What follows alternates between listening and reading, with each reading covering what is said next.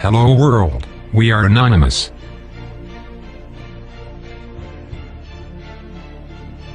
What we've always feared, and also secretly known, has now become reality.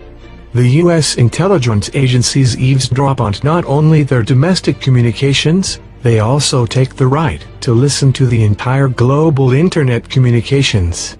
This process is legitimized by laws that were never intended for this purpose. There is no independent control of these activities. Instead, this spying is kept secret and is being denied. All this is justified, with the war on terror, as always. The governments of the US and Europe are trying to stir up their citizens' fear, to create a totalitarian surveillance state. They put all of us under suspicion and capture, store and process every detail of our private lives. Our whole life can be reconstructed, with the help of this data. We're no longer innocent until proven guilty. Instead, all citizens are suspected to be potential terrorists. We also do not know what happens to this data.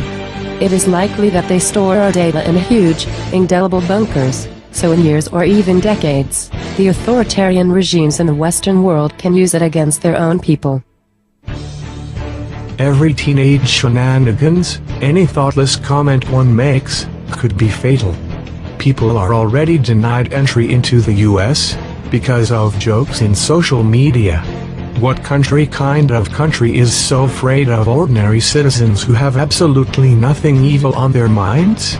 The danger of a police state, following the example of George Orwell's 1984, is more realistic and touchable than ever. Almost all conspiracy theories have now been proven to be true, and it is assumed that this is just the tip of the iceberg. Almost every tiny details come up, so the true extent of government surveillance can only be guessed. You use social media like Facebook. You possess an iPhone, a Windows computer, and use the Google services. Then you are also a victim of US intelligence agencies and are still getting spit upon. Even the services of YouTube are monitored by the NSA. And that's just what we've got to know by now. But what we certainly know is that governments worldwide intrude on the privacy of all of their citizens. And hardly anybody knows what level these human rights violations actually have. A government must protect its citizens and represent their interests, not lie to them, track them and monitor each and every move they make. That's why we say, this far and no further. If we do not defend ourselves now, we give these criminals exactly the legitimacy they need to further advance their plans. If we do not defend ourselves, then we must face the future generations and explain to them, why have we allowed these anti-democratic tendencies? If we still get the chance to.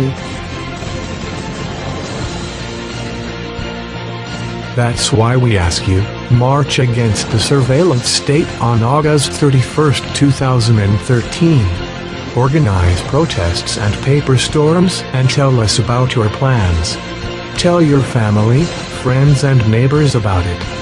It's about our all rights of liberty and privacy. Let us all, the people, stand together.